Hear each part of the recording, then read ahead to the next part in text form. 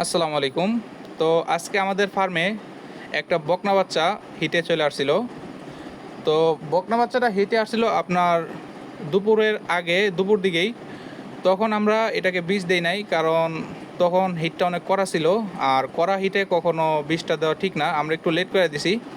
আর একটা গাভী বা বকনা যেটাই হোক, ওর হিট মোটামুটি 18 ঘন্টা পর্যন্ত থাকে। ঠিক আছে, এই 18 ঘন্টার মধ্যে ওরে বীজটা প্রয়োগ করলে আর কি, 18 ঘন্টা বলতে 12 ঘন্টার পরে যদি আপনি বীজটা প্রয়োগ করেন, তাহলে হিটটা কনসেপ্ট করার চান্স থাকে অনেকটাই বেশি। তো আমি মূলত সবসময় আমাদের এখানে একটা ভাই আছেন, উনি সবসময় আমার এখানে ট্রিটমেন্ট দিয়ে থাকেন গরুকে। উনি খুব ভালো একটা ডক্টর।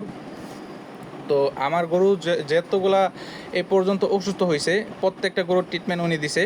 আর গরুর যে বীজগুলা, প্রত্যেকটা বীজে উনি দিছে। তো মোটামুটি আমাদের ফার্মে 4টা আর কি, 2টা বকনা 2টা গাভী আছে। এর মধ্যে 3টায় উনি এখন বর্তমানে বীজ দিছে, একটা বড় গাভী আর 2টা বকনা বাচ্চারে উনি বীজ দিছে এটা নিয়ে।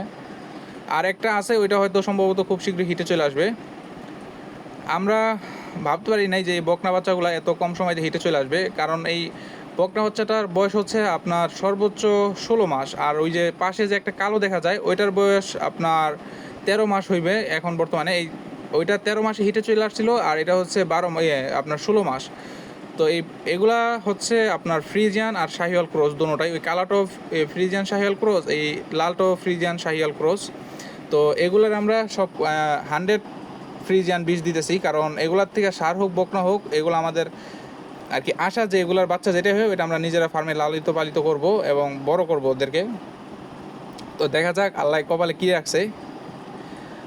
আর আমাদের খামারে একটা জিনিস কি, আমাদের গ্রামে ওরকম কোনো ডক্টর নাই যার থেকে ভালো পরামর্শ নিতে পারি। তো আমার ফার্মের যে ডক্টর, ওনার নাম হচ্ছে আলিম। উনি খুব ভালো ট্রিটমেন্ট দিয়ে থাকে। তো ওনাদের বাসা আমাদের এখান থেকে অনেকটাই দূরে।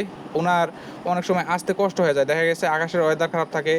তারপরে আপনার বাইকে, উনি তো বাইক নিয়ে চলাচল করে, বাইকে প্রবলেম দেখা দিলে দেখা গেছে সহজে গাড়ি টাড়ি পায় না। তো একটু কষ্টই করতে হয়। তারপর ওনার সাথে আমার সাথে সম্পর্ক ভালো থাকার কারণে যত কষ্টই হোক উনি সবসময় চেষ্টা করছে আমার ফার্মে আসার। আর আমার বড় গরু যখন অসুস্থ হয়েছে, তখন উনি